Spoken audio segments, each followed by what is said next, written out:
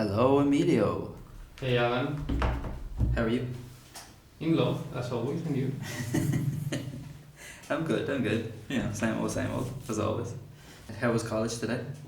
A bit of boring actually. I was not the way with the screen on. Oh, I wasn't there. I was sleeping. Oh, well, that was a bit lazy now on your behalf, wasn't it? No, because I got a party 2 days ago and I didn't sleep that night, so I need to recover. Yeah, at the expense of screen writing. Tarantino wouldn't be impressed. But I already finished my assignments, so Fair enough. So, myself and Emilio are here today because we decided that we were going to set up a podcast. Being the impatient little children that we are, we have not come up with a name. We chose a bad film to start out with. What was that film called again, Emilio? Lola. Well, not necessarily bad, but not very It's not inspiring. podcast material. Hmm? It's not a podcast material, to be honest. Yeah, I would agree with that. Yeah. It's kind of interesting, but I think we will bore our listeners. Well, we went with a free student service that they gave us, Canopy, and we decided to focus on old films that Impact. that we learned about with Stefano in film history, and True Fall from the New Wave was an idea. It just didn't really land for me personally. Well, we were also thinking about maybe the podcast A&E, but we get a lawsuit, so Yeah, we films for stop A&E. using that name. So we met up again and we decided that we needed to do something that we kind of felt a little bit more passionate about.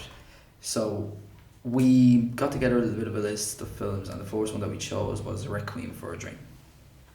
Great film, so raw. Yes, it's a tough one to watch now. Very grim, alright. Just for our potential listeners, if there is anybody out there. Requiem for a Dream was released in the year 2000 and it was directed by Darren Aronofsky. Fame such as Black Swan, The Fountain, Mother. He wrote the script with Hubert Selby Jr., who is the author of the original 1978 novel that the film is based on. The film stars Jared Leto, Ellen Burstyn, Jennifer Connelly and Marlon Wayans. The film is essentially about drug addiction, and it is told over the course of 3 seasons: summer, fall and winter. Oh, what a film, Emilio, what a film. If I can say something about the film, that the main idea about it, in my opinion, is about social status and achievements in life. Yeah, I can say that, yeah. It is. I would agree with that. I like the way that it was taken from so many different facets. There's Jennifer Connelly's character is, I think, in my opinion anyway, the most addicted in the film based off what I had seen. And she stoops so low, towards the end of the film, and what she's willing to do to get the drug. And then you have, I think Harry unravels when he finds out about Sarah, his mother. It's Heartbreaking. yeah. It is. Yeah, so the different types of aspects of the film that we're planning to discuss is story flow, symbolism, the performances, and the editing. And in this particular instance, I think the editing is the star of the show. For me personally, I thought it was absolutely phenomenal. Then we're going to talk about our favourite things, any errors that we pointed out, and favourite scene, something that I do love talking about when it comes to films. So I suppose, look, we can start there and get cracking into it. I suppose we start with story flow. Story flow, in my opinion, was really nice. I really loved the editing. It's kind of well done. It was integral to the plot. It gave a smooth transition from scene to scene. And another fact, how they play with time. Have you noticed that? I heard it in the audio and in the visual. I thought it was superb. And I think that ties back into the visual style actually, which is one of my favourite things that we will discuss a little bit later on. But for me, I do think, as I said, the editing is integral to the story flow, and it really aids in grasping the step-by-step downfall, I suppose, that you see in the likes of Sarah, who is Sarah's character downfall. She starts out as universally good and positive and kind of slowly slips down that route of addiction. I did think the slant on that was quite unique, as I don't think you ever see an addiction done from a standpoint of diet pills for an older lady. I can't talk about any sort of comparison that I've seen in the media like that. Well, the thing is that she already had an addiction. She got an addiction to food and television. And I can say even she got a nostalgia. She was in a good place. So that's why I think Harry has an heritage for addictions. Yeah, and I think personally as well, when you look at it, like, one thing I noticed, especially with the scene where she goes back to get the television off the pawners, who is played by the fabulous Mark Margolis, Hector Salamanca, for any Breaking Bad fans. Who else he? Yeah, that's Hector Salamanca, man. Yeah, that's Mark Margolis. Oh, he was Yeah. so young then. Yeah, you can see, can't you? But when you go back to him, there's a beautiful little detail when he opens up the returns books and you see the amount of time that Mrs. Goldfarb has come back to him to give him the money. So she, in my opinion, is an enabler. I found that, like, based off that scene, is that she's constantly be coming and going to this guy and paying him to give Harry the money for the drugs. So I do think her heartbreaking turn from enabler to user is something to behold now. Really is. I thought it was excellently written, phenomenally acted. It was a tour de force performance. Ellen Burstyn is incredible in this film. But if Well you deserved the Oscar nomination. But if you see, when Harry is taking the TV to the store, the neighbors are not surprised. It happened many times before. Yeah. And you see the camera angles, how the TV also was chained to the wall. Yeah. Man. And the lie she tells him about it being done for thieves and for robbers and not for him and his addiction. But the neighbors are not surprised. It's a Yeah. status. Yeah, I think there was a couple of different scenes that you see, and the one that plays out after he already tries in the TV are definitive things that, like, this is a common thing that isn't stopped, and they are in essence enabling his addiction. Another thing, have you noticed the clothes in that scene? The clothing is grand, man, because if you see, Harry has always been a black sheep of the place. Mm-hmm. He's always using decent black and grey shirts, and all the neighbors are in kind of bright colors, and the way they are seated in front of the building, so structured. You know, you make a contrast by Harry's appearance and walking. Man, he's a black sheep. Yeah, I do agree with that. I do think there were some excellent aspects of the colour grading and then of the design and the visual design that Matthew Libatique, I think his name is, the cinematographer, an Oscar nominated cinematographer for A Star Is Born, the newer version in 2018. He did a great job in how he shaped and framed that film. It's something that we will touch on a little bit later on. But I just wanted to mention one thing is in relation to the story flow. I do think that Tyrone's arc kind of got lost in the shuffle. Marlon Wayne's character. I do think when it goes into the relationship between Marion and Harry and their addiction, and then when you see Sarah Porter going down the rabbit hole in her own pill addiction, that Tyrone's arc and his own addiction kind of takes a bit of a back seat. Bar the odd scene where he's remembering his times with his mother. Well, I was surprised to see Marlon Wayans in that kind of role. It really surprised me. He's a good actor. But well, what I would say is I was surprised that he actually could act on at least one film. well, yeah, he could. But it was a less interesting character, you know, whole film. Yeah, he felt like a plot device. Yeah. One of my downsides to the film. Like, it is a minor one, but Don't get me wrong, he got a good kind of thriller scenes in some persecutions, but after that, I don't know what to say. It was kind of just okay, his character. yeah, no, I would definitely agree with that. But one person's story flow that I just thought was fantastic was Jennifer Connelly's. Obviously Ellen Burstyn is the absolute star of the show here, but the arc that Jennifer Connelly goes on as Marion is just brilliant. Like, coming in as that relaxed, fun-loving kind of drug user, seems a bit more passive, and then the further she goes with Harry, the further the addiction goes, and the way it ends for her character is just so tragic. Well, they never meant to be together, you know. Mm-hmm. In my opinion, this relationship they got, it was just based on drugs. It was not a It real was a thing. codependency. Yeah. It's a codependency. I never felt a real connection between them. But only in one part of the movie, when Harry started making some money, they start having a connection. Yeah. Just there. Yeah, and it was because she didn't have to work for her addiction. It was Yeah. handed to her.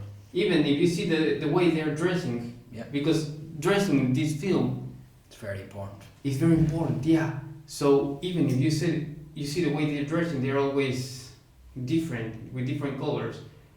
There was this scene when they are start making money and Harry ends to the door and saw some. You remember? Mm-hmm. She's wearing a blue shirt, Mm-hmm. and Harry is wearing a kind of white gray shirt, and they made a contrast. It's the first and only time in the whole film that I see these two together making a contrast, or not wearing opposite colors. Yeah, but to show the contrast between the characters, like, and where they are right now. Yeah, they have. Yeah.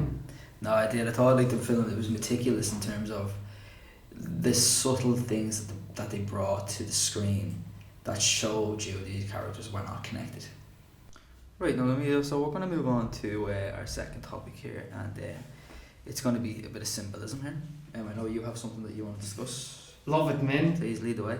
Well, what I want to discuss is about meritocracy and physical appearance. Okay. You know, as I told before, this film is about social status. Mm-hmm. So, when you're born, you've got a social status by your name, your family wealthness. Yeah. Do we agree?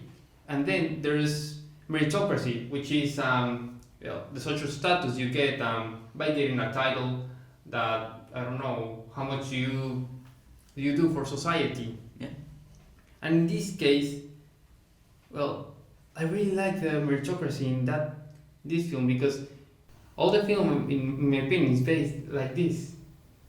Yeah, and even like in relation to Harry and Sarah, like, you know, you look at that flashback photo when he is graduating from college, like between Seymour, which is Sarah's dead husband in the film, by the way, and her in the picture, like, they don't look like they are of a low social class. Like, they look like, you know, middle to lower class people. They look like they're happy, they're clean cut. You know, their son is after graduating from high school, although it's quite clear that he's an addict in that picture. But yeah, I do think that it does shine a light on meritocracy, alright. See, I think this film is, while there is chock full of like metaphorical symbolism, I think the main symbolism of this film is the deterioration of the characters themselves. There's no lines to look through. The lines are people's faces, it's their posture, it's their skin colour, it's their eyes. I think that while we're all looking for kind of some sort of extra hidden meaning to films and stuff like that, this film itself is not like that. Its symbolism is heavy and it's in your face. It's not subtle, it's not nuanced.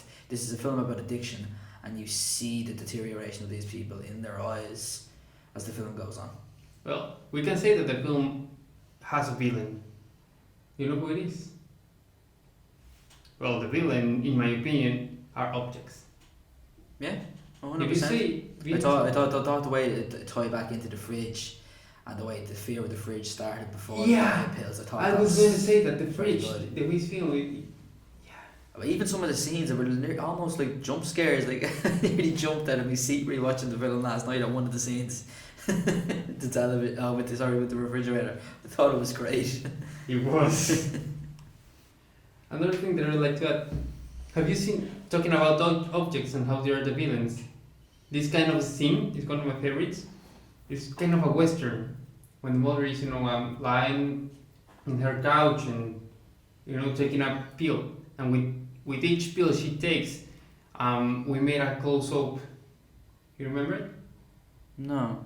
Yeah, she's lying on the couch and she takes her pills, and with every pill, the camera makes a close-up of her on her face. Oh, so you're talking about the film? Yeah. Oh, itself. Oh, sorry. I thought you were talking about a western. I was like, let me talking about here. Let But me get yeah, there. no, I did. I thought that the camera designs, we have some serious stuff to get in touch on that. Let me get there. And after that, we get a kind of a western confrontation between her and her new TV. The shots there are amazing, how. Yeah. And that's why in the whole film, they use angles. Yeah. Angles represent the achievements, the goals, or this feeling of inferiority. Yeah, I would agree with that. I actually loved some of the angles at the start of the film, like some of the overhead shots and then some of the tucked in wide angle shots. It made me feel like that we were intruding on these people's lives in terms of we were actually looking at them through a lens. Like, so to me, it felt like we were watching them through CCTV footage, and I thought it gave the film a heightened sense of reality because of that. Because addiction is a day-to-day issue that everybody's been affected by in some way, shape or form, or they know somebody affected by it. Like, so I do think that heightened sense of reality added to what the film had to offer, and added to how heavy the punch was come the end of it. It was, yeah. I totally agree. It's something that hit us to every one of us in different ways. Because we're not just talking about drug addictions. Just addiction in general. Addiction in general. You see, the way he says the mother's fix is TV, yeah. It's just similar to ourselves. It is. In a way, it is. Yeah, 100%. No, but since we're on this, like we skipped ahead to it. Visual style wasn't necessarily something I think we plan on speaking a lot about. But the film has inspired us a lot in regards to it. Like, one thing I actually loved about the visual style, who was the cinematographer for this film, was Matthew Libatique. I think I said he was an Oscar nominated cinematographer for A Star Is Born in 2018, or maybe that was on the recording that we forgot to record, I'm not sure. But this guy has worked with Darren Aronofsky on a number of different things: Black Swan, Mother, The Fountain. He's also worked on him for Darren Aronofsky's newest film, The Whale, which I'm pretty sure I'm going to see this weekend. I cannot wait to see Brendan Fraser. Odeon have it. Okay. Yeah, nowhere else has it, but Odeon does in Limerick. But yes, one thing I actually loved about him was if you actually watch the film again and you're just strictly looking at the colour palette, the colours become more dull as you get to the end of the film. Now, this might seem like a simplistic thing, but like, the life is literally being sucked out of these characters through addiction, and to reflect that, the colour was being sucked out of the film. I just thought it was a beautiful little touch. Like, towards the end of the film, when they're pushing to get the drugs after the shopping mart incident, where they close up after the gun goes off and nobody can get their fix. I thought that was just superbly done. Like, the scenes where Jennifer Connelly's Marion was looking for a cigarette, a drink, anything that they could get their hands on in the apartment. I thought that colour just draining out of them scenes was just phenomenal. They really added again to the film once again. So going back to another thing then, so look, I know we've probably talked a little bit about this, but let's just specifically get into the details, because the details are great. The performances of the four leads in this film. I'm going to start off with the negative and just get it out there. Jared Leto's accent was incredibly off-putting the first time I watched the film. It's so awkward, man. Did you think the same thing? It was. I don't want to say it. No, it had to have been something like that. Though it's still his best acting, in my opinion. Yeah, he acted well. It was just the voice. Yeah, Jared Leto has a problem with the voice and his characters, if you think. Yeah, 100% alright. What about his Joker voice? Yeah, and then the House of Gucci, when he was the uncle, his voice was dreadful. Yeah. Dreadful. I thought honestly, I hated that film. It was awful. I'm not even going to get into that right now. But other than that, now, I have to say, I did think he was very good. I thought he looked the part as well. He looked like a broken down junkie. I thought he was quite good. Now, it was just the accent. Now that we're off the negatives, let's go to the absolute biggest positive. Ellen Burstyn, wow. She was astonished. Oh, it was absolutely mesmerising. She gave us an acting teaching class. Yeah. An acting class. It was brilliant. Yeah, it's an absolute tour de force of a performance. Like, people who have not seen this film, you need to watch Requiem for a Dream, just specifically for her performance. It is mesmerising. Now, I know she isn't an Academy Award nominee. She was nominated for this film, but she lost out to Julia Roberts for Erin Brockovich. Really? Yeah, I've never seen Erin Brockovich, so I withhold judgment on that, so can't comment. Real pity now that she wasn't awarded the big one for that. And then I think we both passionately spoke about how good we think Jennifer Connelly's turn in this film is as Marion. She won an Oscar, right? No, she wasn't. Ellen Burstyn was the only nomination for this film. Okay, because I read Jennifer Connelly get an Oscar, but I don't know. Not for this film, no. Okay. But her range in this favorite. film, her range was incredible. Like I said, going from that passive kind of easygoing just user to stone cold, and desperation filled addict. Particularly that last scene, it was so tough to watch. Like, when she's cowering on the couch holding the bag and smiling, like, I felt sick watching it. It was heartbreaking, I told you, yeah. The last time she and Harry and sees each other, it was heartbreaking. Yeah, Christ. But then Marlon Wayans, like we said, it was surprising that he could actually act. Saxon comes across a bit strange again sometimes, but like, look, that's a minor thing. He's a drug addict. But yeah, it was weird seeing a dramatic role for him. Yeah, but what I really like about him was his chasing scenes. Yeah, that was very Because well done. it was a mixture between close up and hand camera that gives you this feeling of irregularity and danger. Yeah. It was grand. I Again, think I'm gonna fit the use it in scene my projects. perfectly, yeah, it fit the scene perfectly. Alright, so Emilio. Alan? I had a few different aspects to this film that kind of all came together as like a collective favourite. Like my favourite thing was the editing. Obviously, I think it was superb. It but, was brilliant. And I think we were so impressed with the editing between us that we dedicated a different aspect of this show to it. So we will discuss the editing a little later on. And one of the other parts of the film that I loved was the music and the score. That song that's in the film, which is Lux Aeterna by Clint Mansell, the film's composer, was actually written for that film. It's such an iconic piece of music. I assumed that it was like just some sort of old classical piece of music or it was from something else. I didn't realise such an iconic piece of music was created specifically for Requiem for a Dream. But the thing is that this partiture really, shows what the feeling of the film, is. Yeah, 100%. This kind of raw, melancholic, nostalgic feeling. Yeah, and it gets harsher as you go along, and it really fits the character's story. I honestly, like, considering that it's used almost for promotional material for Lord of the Rings at one point, like, I just actually could not believe it came from just Requiem for a Dream. It was used for Lord of the Rings. Yeah, it was used to promote in a trailer. There was one of the King of the Two Towers. I'm not 100% sure which one, but I was reading about it earlier on. It's a remix version, so it doesn't sound the same now, but they used the same piece of music. Yeah, some piece of music. It's great. I didn't know that. And it's slowly sieved into the film, like, because it's a 4-minute track, obviously, and like Clint Mansell does a fantastic job at really breaking it apart to represent them parts of the film as you're going along. We've already spoke about the visual style. I didn't realise we were going to be as passionate about the visual style of this film as we were. One thing that I don't think we mentioned that I actually particularly loved about that was the scenes towards the end before Harry gets the amputation and when they're both in the prison, himself and Tyrone, the scene where they're withdrawing and the camera shakes violently. It almost looks like the people are stuck in a static. I thought it was a great representation visually of what it must be like for an addict going through withdrawals. Yeah, you're totally right. That scene was shocking, and then knowing what was the end of it. Yeah. Impressive. Yeah. And on that, the ending was my favourite thing. Like, I think a lot of people expected this film, like I did as well before I watched it, was this is a film about drug addiction. There's going to be overdoses and deaths.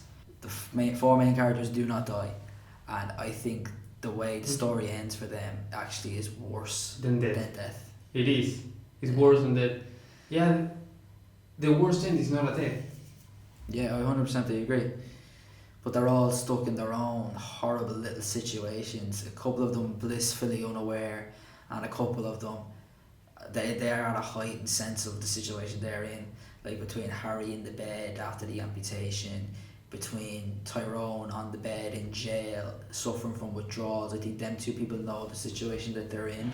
Well, Tyrone was the one who got the best ending in my opinion. Yeah? Yeah, he was.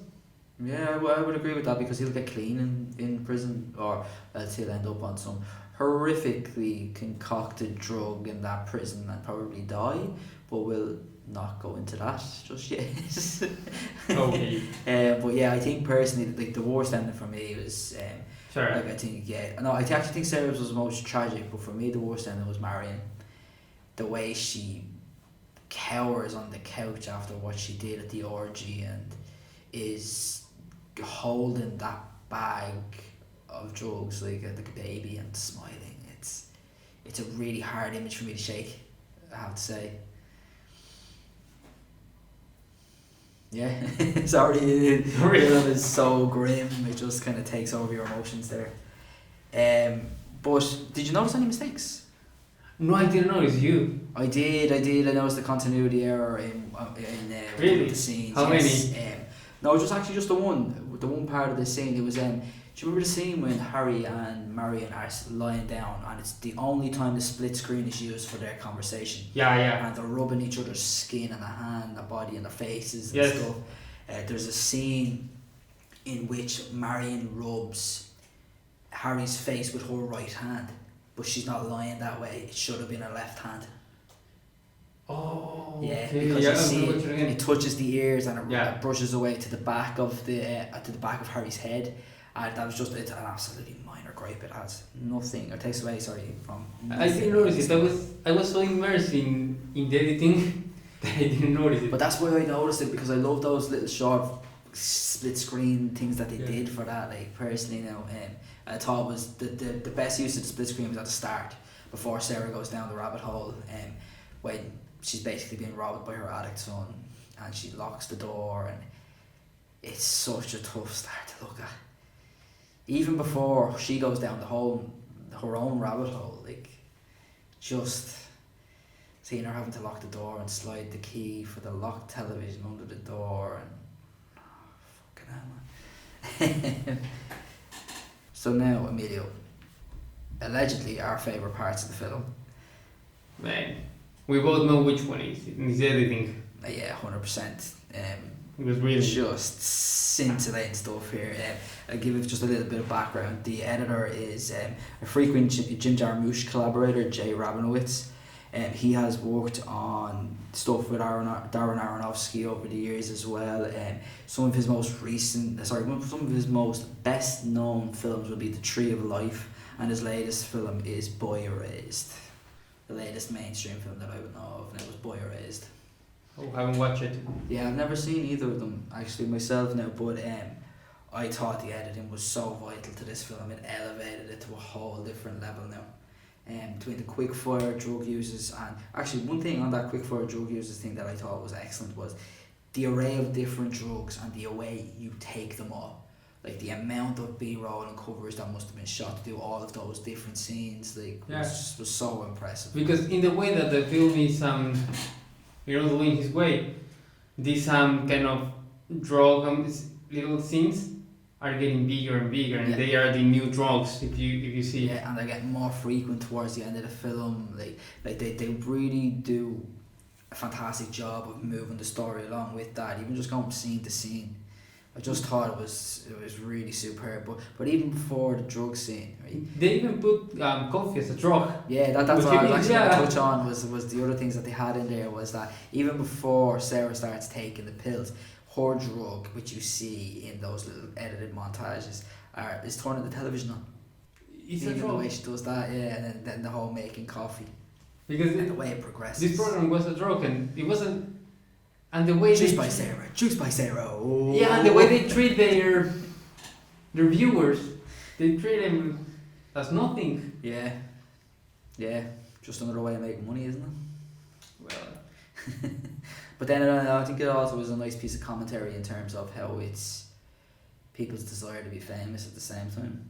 You know, it's subtle. The film isn't about that, but I do think it's a little drop in the water. And on a subtle little piece of commentary, the fact that the doctor doesn't even respond to Sarah both times she goes for the diet pills and then for the mental break, and he doesn't look at her once. He just signs the document and leaves the room. I thought that was another great piece of commentary on the medical situation now for some people. well, I don't want to judge someone by his appearance, but if you see the doctor, you see that he's a insecure man. He's an absolute hack. He is. So, and he just wanted to get things from Sarah. We both know what, and well, by the pleasure of having her, he signed everything. Yeah, and even those scenes are so well done. Like even the quick little script sign, just yeah. But sorry, back to the editing now. I absolutely loved it. Like particularly the ending. Like not the last couple of scenes where the camera lingers on each of the characters. The quick montages of Harry being rushed in to get the amputation, to his mother being rushed in to get the electric shock therapy, to Marion in the sex orgy and Tyrone making the butter. It was just so brilliantly done, and you see it all coalesce. Like they all kind of come together all at the end, and it just coalesces perfectly. Like the last scene in particular really stood out to me. It was when the saw goes into Harry's arm and the blood spurts up on his face and then fades to black. I just thought it was excellent. In my opinion, the best part about everything was the time lapse. The using of the time lapse are great. I actually have to ask Mark how they did that. You know, the scene where she, like her second scene where she's high on the pills and she's fixing her room and she goes out and she cleans the side. It was absolutely beautiful to watch. Have to find out how they did that. And also this time ellipsis effect. Have you noticed it? Elaborate for the listeners. Okay, you see when the mother is having her breakfast, and how we made a kind of cuts in the eating. Yes. I don't know how to express it. Like she gets her coffee, there's a cut. The coffee's empty. She got her orange. I love the way they use those ellipses to ensure the fact that she loves eating and she can't wait to eat again. Yeah. And when she eats, the time flies by. Yeah, I love. It's almost like it's emphasis on how little she's eating as well, and like how much this is going to affect her, because her psyche is breaking before she gets the pills. Like you can see that straight off the bat. Like when she's lying in bed the first day and the cupcakes are coming down like shooting stars. Like it's just excellently done. Would you say you had a favourite scene in particular from the film? But there was one scene now in particular for me that really stood out. I thought it was superbly acted. I thought it really hit home, and it kind of it hit a little bit home there for me personally as well, because like I know my grandmother lost her husband, my granddad, Christmas Day 2021. Like so, when I was seeing this scene play out and listening to what Sarah was saying to Harry, that's all I could see. And the line in particular now that she says really, really hit a chord now, I have to say. But the scene where Harry goes to tell Sarah about the television, and he notices that she's on uppers and she's grinding her teeth, and she kind of breaks down about having nobody. And I just thought the line, like, it's a reason to get up in the morning, a reason to smile, it makes tomorrow all right. I just thought was superb writing. Superb. Like simple, true, I'm sure loads of people have said it in real world, but the delivery from Ellen Burstyn was just superb. And then there's a last line in there just at the end of that kind of monologue that she goes on, and she after she's discussing about having the best seat in the sun, she goes, when I get the sun I smile. And I just thought that was a beautiful way to cap off the monologue, like, because the monologue is so important to the story. Like, you know, we talk about addiction and addiction being the character's downfalls, but I think at this moment here, this is Harry's unravelling, and it's not at his own addiction, it's at his mother's addiction, and I think it holds more weight because of it. Well, in my opinion, the best thing is just before that, when they're starting to do, to get money, even though you've got this kind of grey background and this really bad environment, you see an improvement. It's like it's a contraposition between how they're getting well and by the methods they're getting the money. Yeah. It reminds me to The Shining, the fact that it's an horror film, but it's so bright. Yeah. Here you're starting to getting money, but it started to kind of be a happy film. In a way, it isn't. For a second. But it's still grey. The environment is still grey and depressing. Yeah, well, I suppose like the colour palette would have to reflect their mood in that time, wouldn't it? Like, so when they're kind of a little bit more upbeat and happier, it does reflect that. Like, I do think it's a good fit. But they're happier, but in a really, really grey environment. Yeah, on that scene there where they're selling the drugs, like even that, like, I know it was another form of editing, another form of montage, but I just thought it was superb. It was. It added so much to the story. Like I can't even fathom how much it adds right now. So I think really that's kind of it now, as in terms of the topics that we wanted to discuss. So we're gonna ask Emilio for any added comments. First of all, anything you feel like we left out since it's our first time at the rodeo.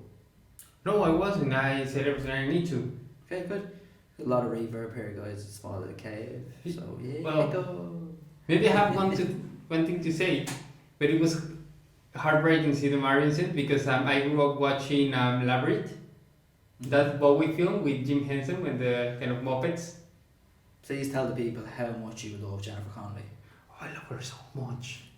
I grew up watching that film when I was a kiddo, and then watching her in this film was heartbreaking. That's why I was saving it.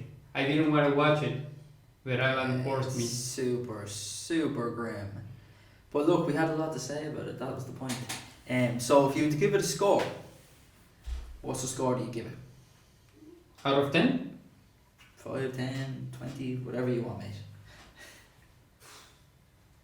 I don't know. I will give it a 8.7 out of 10. Yeah, I had it down for a flat 8 for me personally. Flat 8? Yeah, Jared Leto's accent did deduct a lot from it for me personally, like particularly on the second watch, because on the second watch it was so much better than the first watch. What do you got against bad accents or exotic accents? I wouldn't say the New York accent is exotic. So you see, he's trying to put me in a hole there. He got himself into it. It's a concrete jungle, mate. It's not a wild jungle. Look, it's just off putting. Personally, like, and then, like if you were going into issues that I thought were a problem, like I thought the continuity error was a little bit sloppy. I thought they should have checked that personally, considering the split screens and the montages throughout the film. It's a lot of snappy cuts. In my opinion, they should have caught that. I didn't like the way Tyrone's character arc kind of just veers off. Like as soon as the flashback comes in with his mother as a child, I found there. He's the only background he has. Exactly, he was forgotten about after that. I think. Yeah, he only got that.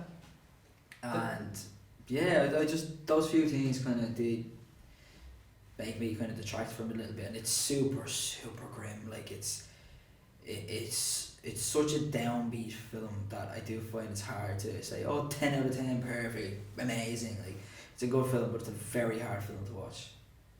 I totally agree with you, man. I just put that in, but everything is impressive. My 0.7 extra points were because of the editing. Yeah, no, just because of the that. Foundation. I love the editing. So what do you want to talk about next, Emilio? Well, I choose this week film, so I think it's time. We choose Requiem for a Dream. So the films that we've written down as ideas for the next one is Another Round, starring Mads Mikkelsen. Okay. Would definitely be on board for that. Carol as well, starring Kate Blanchett. We had Magnolia, Tom Cruise, P.T. Anderson. I love Tom Cruise. Then we also had Apocalypse Now, the Coppola epic, one of the best films ever made, and Eyes Wide Shut by Kubrick. So we have a few different films there. What do you think? Choose one. I choose this one. I think we should go a little bit more upbeat after we were absolutely floored with how depressing this film was. Now I don't know particularly if these films are upbeat or not, but considering Carol is a love story, I think that would be a bit more upbeat, and considering the theory around Another Round and just the overall excellence of Mads Mikkelsen. I don't know anything about that film. Another Round sounds great, man. It's meant to be for teachers or professors test out a hypothesis, a scientific theory about you're a better, more nicer person or something like that, with 0.01% alcohol in your system at all times. Something to that effect anyway, but some sort of scientific theory based around alcohol. But he is meant to be superb in it, in fairness. He's superb in absolutely everything he's in. Yeah, I think we can make it. Another Round? Yeah, why not? Cool. Netflix special there. Well, we've got it. Just a little strange. So thank you for listening, if anybody did. Thank you guys. Hopefully it'll be a bit more streamlined and you'll see improvements episode on episode. But yeah, we just wanted to appreciate this is the first one, you know, we're on, everything from here is going up. Yeah, we are on the ground now at the moment, I can tell you that much. So from A&E Films. No lies, we're not calling it that. That's only a joke. We don't want to get a lawsuit No, because A&E. God no. But yeah, sure, we'll look. Next episode we will have a name. I promise you that. Hopefully. We will. Right, so we'll leave it at that then. Yeah. Yeah, it was good chatting to you, Emilio. No, it's always my pleasure. Watch Requiem for a Dream if you want to be super duper fucking depressed. Bye now. Take care.